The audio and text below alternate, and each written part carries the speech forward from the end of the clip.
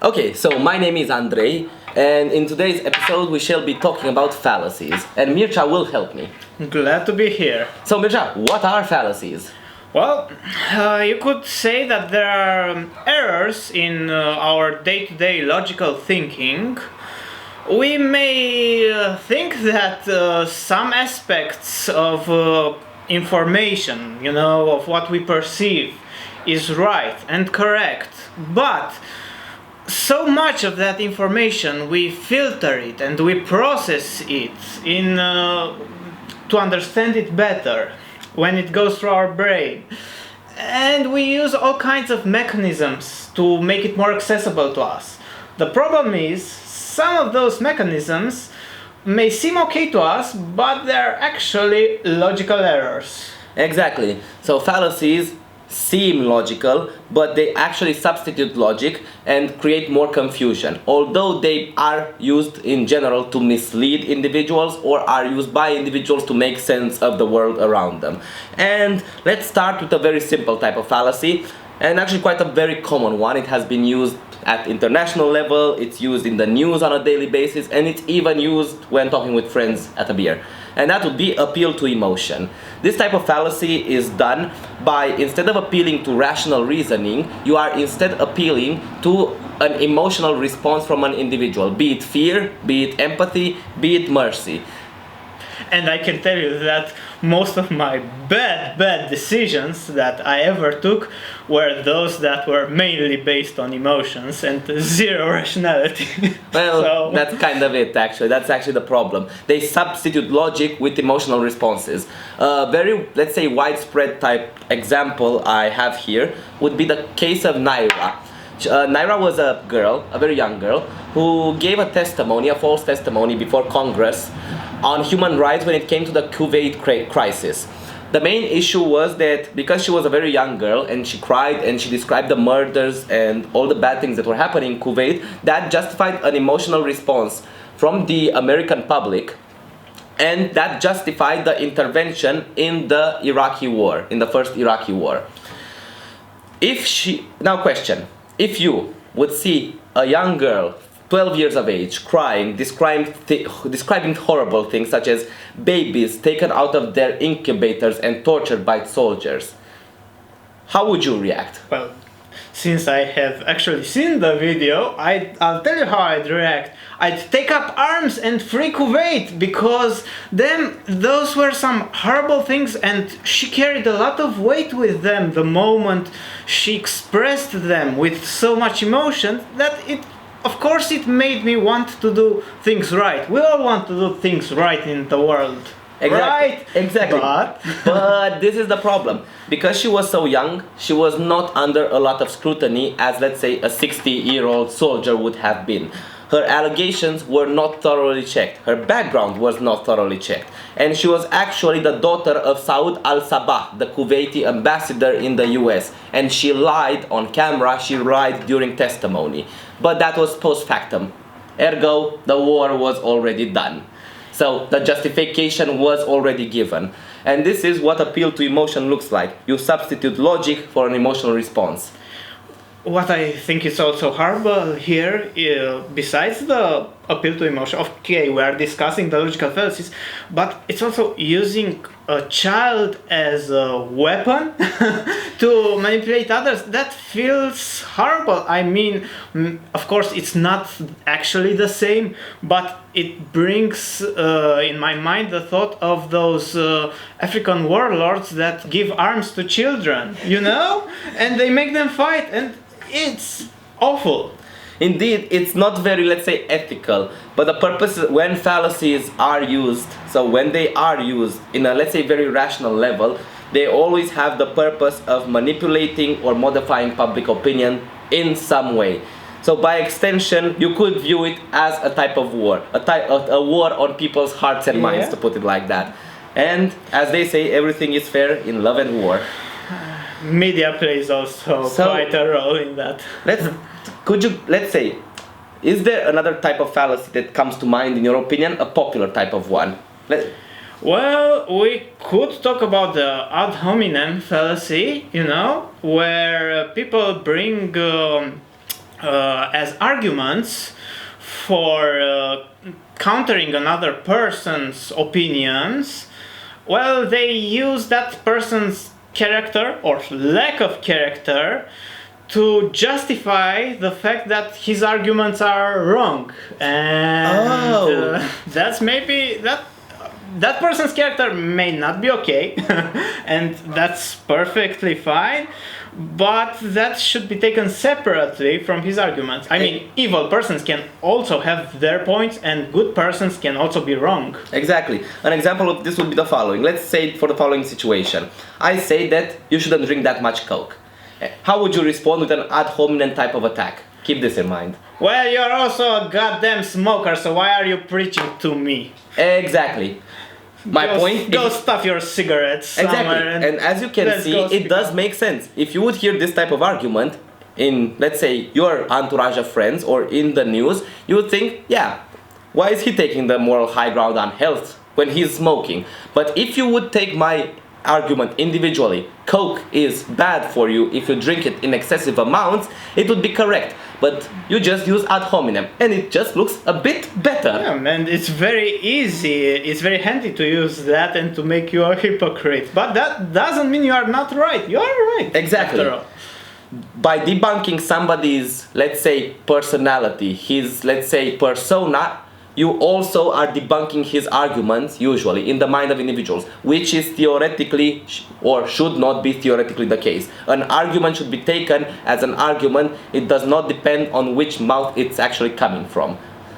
As you said, bad people might have good points of view. Good people might have wrong points of view. You do not judge a book by its cover. Yeah, you analyze them fair and square. We were talking actually yesterday about appeal to authority. So, tell me a bit about appeal to authority. I can give you an example because, well, nowadays so many people seem to look up to the celebrities for life advice and for, I don't know, how to live their lives. You know, they see those rich and powerful and maybe just simply good Hollywood actors, and wow, when that person spews some opinion, well, then all the fans will take that opinion as granted. Well, he's their god after all, and the others, they will be against it, the haters, so to say.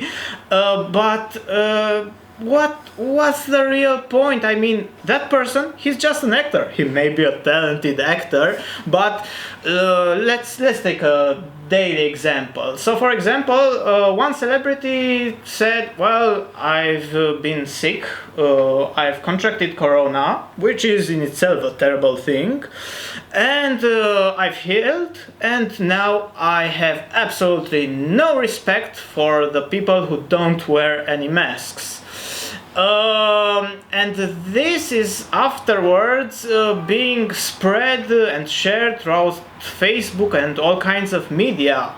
And while a mask is a necessary thing to grant you some protection against this virus, you really shouldn't choose to wear a mask just because a Hollywood personality told you so. I mean, he is not a doctor, he is not a professor, he is not a specialist, he is just some guy who played in some really well-paid movies and gathered a lot of fans, but he isn't the real authority here. And this is exactly what appeal to authority refers to. It's the idea of theoretically using your authority in one field. You might be an expert on diseases, or you might be an expert on economics, or you might be an expert on social issues, and using your following, your status, your social reach to then give your opinion and treat it as a valid opinion in other fields which are not part of your expertise. As this was the case also in the US, where doctors were talking about the need to permit protests during a pandemic because systemic racism is more important than the virus, which until that point in time they were against public gatherings. This actually creates a very, let's say, problematic situation inside a specific country or state. Why? Because if you take a public stance for things which are not part of your area of expertise, and people start listening, and you might be wrong because by extension it's not your area of expertise. My opinion on economics is as valid as any other guy's opinion on economics. My opinion on privacy might be more valid than somebody else's opinion on privacy. Correct. But after you take these stances, political stances, social stances, you are delegitimizing the structure of your society. If doctors would take a stand on politics, politicians would take a stand on ecology, and climatologists would take a stand on human rights, why would we need specialization anymore? It seems everybody can actually do anything, and everything seems valid yet invalid. You do not have any type of point of reference anymore. If actors are now speaking on economy and they're being heard, and economists are now speaking about acting and they're being heard, then you have nothing to trust. And in my opinion, this happens more and more often, and it could be disastrous, you know? Indeed. So outreaching your sphere of expertise, using your authority to speak about things which are not in your area of expertise, this is detrimental on multiple levels. I mean, of course, you can express your opinion. That's what we are doing. But as an opinion. But as an opinion, everybody should take it with a grain of salt. And then we shall be reaching anecdotal evidence. Okay. So what is anecdotal evidence? Well, I think the best type of example is a practical example. And I'll go again for a smoking example. So I smoke about 1 pack per day, and my grandfather smoked about 2 packs per day, and he lived until he was 80 years old. Ergo, smoking is good for you. Yeah, because he lived until 80. 1 smoke a day keeps the doctor away. Exactly, kind of like that. What's the error in my logic? The fact that you apply one singular case or maybe 2 cases, you generalize it and you make it available for the entire world. Exactly. It means overgeneralization. I take specific cases, and by taking those specific cases, I create a rule which might not actually be valid, might not apply on a macro type level. So this we can also see now in the pandemic. We can see it in the news most of the time, and it's a bit misleading. I don't know if by intention or just by wanting to create media attention to the aspect, but it is misleading. Cases such as person number X has died of corona and he was 20 years old, or person number Y has died of corona and he had no pre-existing condition. It is true, corona as a virus can kill you without pre-existing conditions, and also if you are young. Nobody is disputing that fact. It was never something to be disputed. The thing that is disputed, the things that are disputed, is the percentage. It's very, very rare. It does happen, so you will have cases, but it happens very, very rare. And you also have the opposite side. Well, for example, I could go here. I mean, none of my relatives or my friends has contracted corona. Therefore, I might say, it doesn't really exist. But of course, I would be potentially dead wrong about that, because it does exist and it could infect me one day. Exactly. So this is actually the issue with anecdotal evidence. Singular cases are not a benchmark for actually proving a theory. Singular cases can be used as a benchmark for disproving a theory, but not necessarily for proving a theory. Fair enough. I cannot create a rule by a case, but I can dispute a rule by a case. If it is an universal exception. Exactly. If it's an universal applicable rule. As an example, if by extension I would drop my lighter and it would suddenly float up, maybe that would dispute gravity at that point in time. It would put it into question at the very least. And we shall also go into black or white, or as it's also called, false dichotomy. I see. What is black or white? How would you define it? I would define it as the point where you separate 2 opinions into good and evil. And my opinion is good, and if you are not with me, then you are against me, and your opinion is evil, and you should feel bad for that. It's not actually that. I believe that's more of a consequence, because in general, most things, kind of like truth, are on a, let's say, on a line. You can have various degrees. It can be, let's say, extremists in the in one way or extremists in the other way, and then have various degrees of let's say moderation. But by trying to put those degrees into the other side, into the extremes, you're not even putting them, you're just removing them altogether. Or that. That means that, as you said, it's something like, if you don't agree with this, that means if you don't agree with, let's say, socialist policies on economy, that means you're clearly a libertarian. Although you might actually be a liberal socialist, or you might be there are various degrees until you reach libertarian, starting from socialism. Or if you don't agree with the socialist measures, you are a Nazi. that can also be argued. Yeah, if you do not agree with communism, then by extension you are a Nazi. Which there are multiple degrees before reaching from point A to point B. There's also a center somewhere there. Exactly, and usually balance is the best thing. Exactly. As an example, and you said it very correctly, we can see this in the news, especially in relation to the pandemic. It has become quite prominent. As an example, if you do not agree with restrictive measures taken by certain governments across Europe or actually across the world, then by extension you do not believe in Corona. That is not necessarily true. Those people might believe most likely do believe in the virus, but they might not agree with the risk associated, or they might not agree with the measures associated, or they just might not agree with the government official who's creating those measures. You might have different types of opinions. Just saying you don't agree with me, you clearly don't believe in Corona, this is exactly black and white. It's either black or it's white. Yes, and it's a very authoritative, I don't know how to put it. Authoritarian, I guess. Authoritarian, yes, that would be the word. A way to impose your will upon the individual instead of just presenting the facts and helping him reach a conclusion. And I have another good example here, because I've seen so many posts from smart people actually on Facebook nowadays, and there's something like that at least in Romania. Corona kills, wear a mask, you fucking idiot. And that is a bit too much. I mean, I have seen a study. You presented it to me by the British government. Oh yes. About how to make the best.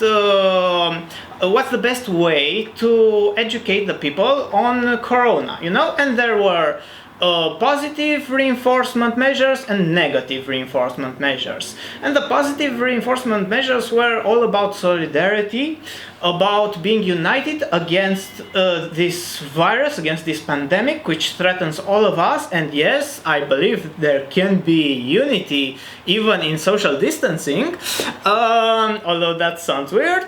But there are also, and those had the lowest impact but the highest negative effects and spillover, the negative reinforcement measures. That means public shunning. That means people being put against other people in the society and shaming them for not adhering to, the recommended measures.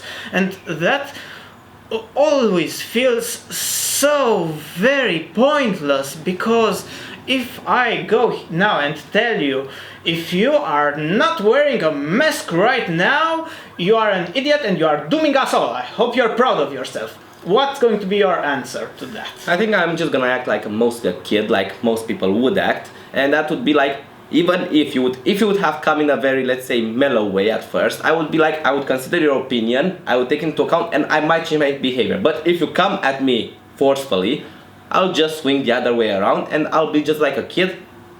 Now I just won't do that out of principle. Yeah, I'll fight you. And this is actually, coming from a former communist country, this is actually what people would actually do. In communism we had a lot of laws. We still do, but anyways. And they were a lot of, let's say, very tightly enforced, let's put it like that.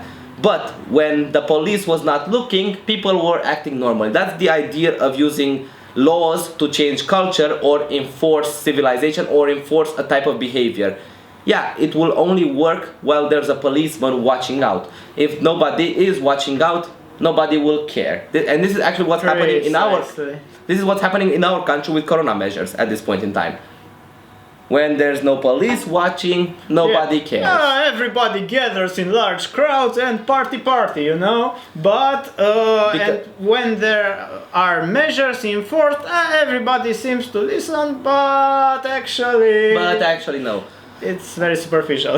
And that's why you always, black and white is a very dangerous type fallacy, because it changes the focus towards an internal conflict. You're either with us or against us versus them. Plus it removes all the other types of position that might exist between position A and position B, between the two extremes. That is why black and white is problematic.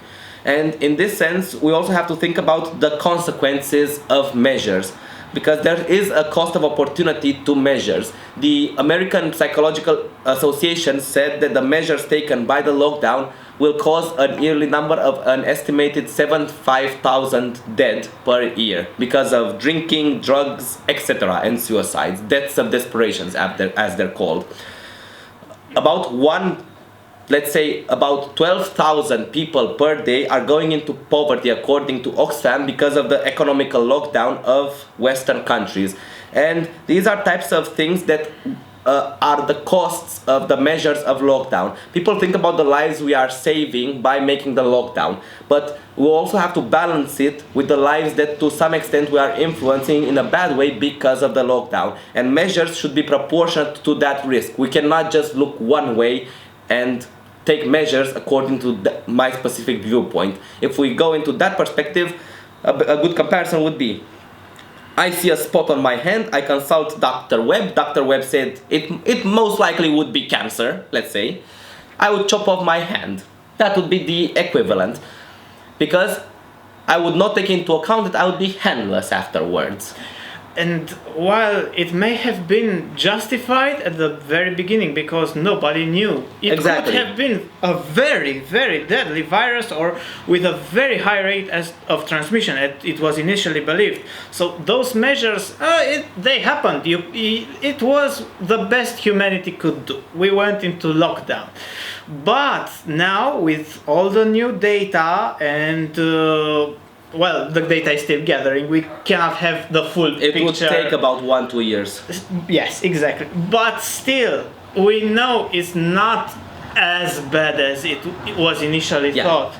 So yeah, we need to consider the economic aspects.